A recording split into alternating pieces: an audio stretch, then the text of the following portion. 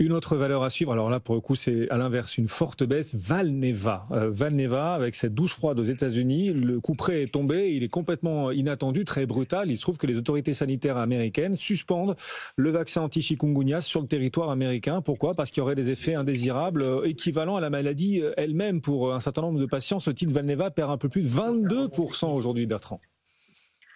Oui, nous, clairement, ce type de titre, on reste à l'écart. On est sur des dossiers sur lesquels on a trop peu de visibilité.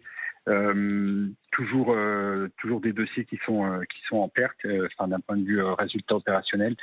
Donc, non, on estime qu'il y a des titres avec quand même moins de volatilité à la côte parisienne. Donc typiquement, si on veut rester sur le segment des sociétés innovantes dans la santé, on préférera aller par exemple sur un Medincell qui travaille sur la schizophrénie.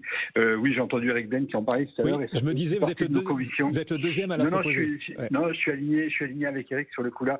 Ça fait partie des dossiers qu'on a dans nos fonds et sur lequel il y a un médicament qui est sorti, il y en a d'autres qui sont en train d'arriver. Et surtout, la société, elle commence à recevoir des redevances de la part de grands laboratoires pharma.